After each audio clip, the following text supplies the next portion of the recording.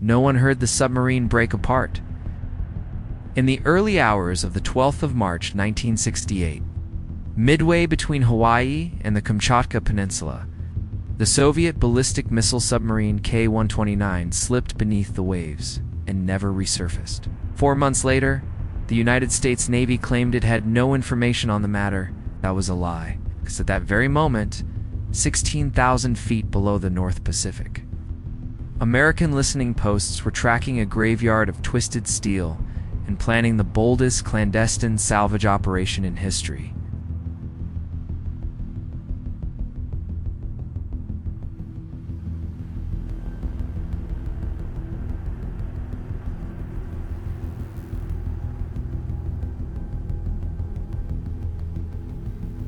At 23:17 hours, on the 11th of March 1968, Soviet sub K-129 transmitted a routine position check.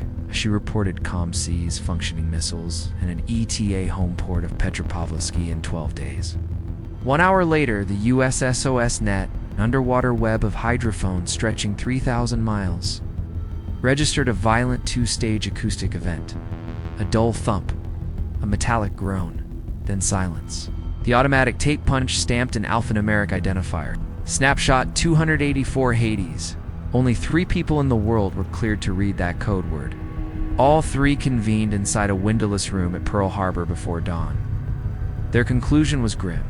K-129 had imploded at crush depth, carrying 3 R-21 nuclear missiles and 98 sailors into the abyss. Publicly, Washington said nothing. Privately, the CIA saw an opportunity. A sunken enemy sub was a vault of warhead metallurgy, missile guidance secrets, and launch codes. But it lay 2 Empire State Buildings deep. How do you raise a corpse from the bottom of the world? Inside Langley, the blueprint was codenamed Project Azorian. Outside, it wore a very different face. Enter billionaire Howard Hughes, eccentric, bedridden, but still a patriot. In public press releases, his company announced construction of the Hughes Glomar Explorer, a deep-sea mining vessel designed to scoop manganese nodules off the Pacific floor. Reporters applauded the innovation. No one asked why the ship needed a 199-foot moon pool, an internal garage large enough to swallow an entire submarine section. Beneath the mining story was the capture vehicle, a claw-like steel cage nicknamed Clementine. Engineers admitted, off-record, they had only one shot.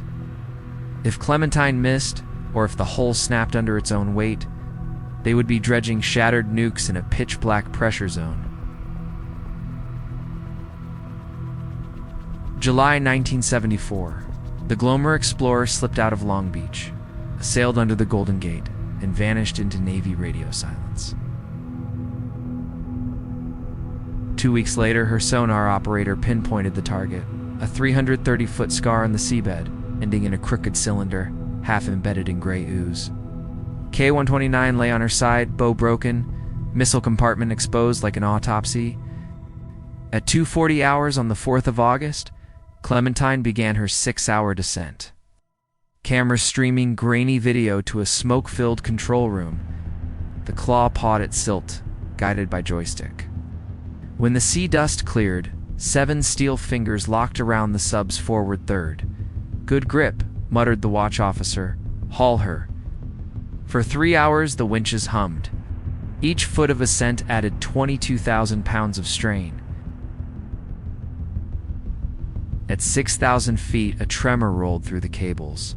First a vibration, then a jolt, felt from keel to bridge. A CCTV monitor bloomed white, then black. In the darkness, 2 engineers swore they heard metal scream. When picture returned, everyone stared. The aft claws had sheared off. 2/3 of the captured hull detached, spun once in slow motion, and fell back to the abyss, carrying the missile tubes with it.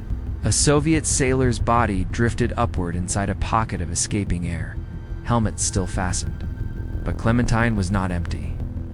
Wedged in her grasp remained the forward control room, charts, codebooks, and a sealed steel tube the size of a water heater. Above deck, CIA handlers pushed past seasick welders, shouted for Level 3 quarantine, and rolled the tube into a canvas shroud. What lay inside has never been published. A memo, declassified in 2011, lists the recovered items only as Object S109, cylindrical, unknown alloy, temperatures stable. Object S110, personal artifacts. Object S111 remains store cold. No pictures accompany the list. For 30 years, Project Azorian lived behind classification walls. Then came to leaks. Leak 1, 1975. Press Agent Harriet and Felipe Files. FOIA, request for Glomar Explorer salvage. The CIA replies with a phrase now infamous in legal circles. We can neither confirm nor deny the existence of the information requested. The Glomar response is born. Leak 2, 1993. Engineer David Sharp, dying of bone cancer, goes on camera. He describes a midnight handoff. A silver tube rolled into a refrigerated van. Destination Dover AFB. Mortuary affairs. They told us it was just ballast, Sharp says, voice thin. We knew that was a lie. Shortly after the interview aired, the CIA released 50 pages of heavily redacted files. Whole paragraphs are blacked out under exemption. Atomic Energy Act. K-129 still rests in two pieces across the Pacific floor. Her nuclear warheads entombed in silt.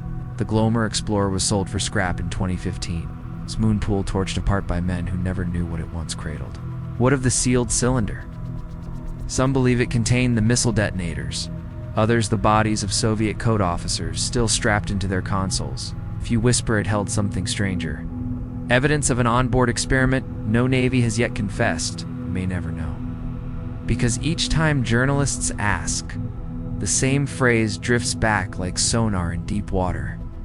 We can neither confirm nor deny. So when you drift towards sleep tonight, picture a steel coffin drifting through pitch black water, an unsolved fragment of a silent war. And remember, sometimes the ocean gives up its dead, sometimes it keeps its secrets. Tonight, it does both.